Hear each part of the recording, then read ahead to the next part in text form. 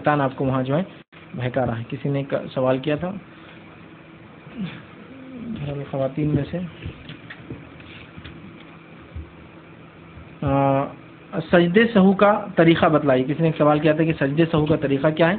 تو دیکھیے سجدے سہو کا طریقہ مختصر سا بتا دیتا ہوں آپ کو.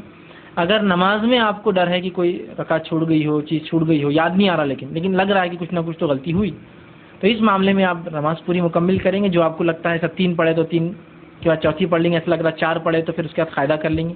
مکمل بیٹھنے کے بعد آپ سب کچھ دعائیں جو کچھ اذکار ہوتے ہیں وہ سب پڑھ لیں گے. وہ سب پڑھنے کے بعد آپ جو ہے سب کرنے کے بعد اللہ اکبر کہہ کے سجدے کریں گے 2, مطلب 2 سجدوں کو جو آپ لیں گے, اور اس کے بعد السلام علیکم ورحمۃ اللہ, السلام علیکم ورحمۃ اللہ, ہو گیا. آدھا سلام پھیر کے 2 سجدے پھر پورا نہیں پڑھیں گے. نماز میں یاد آ گیا 2 ہوئی 3 ہوئی, پڑھے نہیں پڑھے, قاعدہ کیے نہیں کیے, رکوع ہوا نہیں ہوا, تو 1 رکعت مطلب 1 سجدے سے 1 رکعت کے برابر ہوتا ہے. تو آپ پوری نماز جیسا آپ کو لگتا ہے 3 پڑھی تو چوتھی کر لیجیے, لگتا ہے 4 ہوگی تو قاعدہ کر لیجیے, پورا تحیات سب پڑھ لیجیے, اس کے بعد 2 سجدے اور پھر سلام. یہ ہے نماز میں.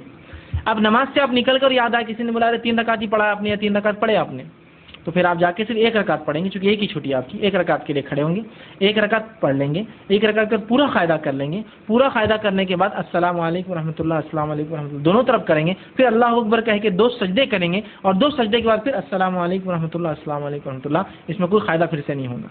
یہ نماز کے نکلنے کے بعد اگر یاد آئے تو, اور وہ نماز کے اندر یاد آئے تو ہمارے پاس دونوں کو ملا کے ایک نیا طریقہ نکالے. آدھا سلام پھیرو, مطلب وہ سلام کی بھی ٹیکنیک اور یہ بھی کر لو. بہرحال خیر, لیکن یہ اجتہادی مسئلہ ہے تو لہٰذا چل جائیں گا, لیکن سنت سے تو بہرحال یہ ثابت ہے نماز کے اندر, اور یہ نماز کے باہر کا سجدے سہو کا طریقہ یہ ہے.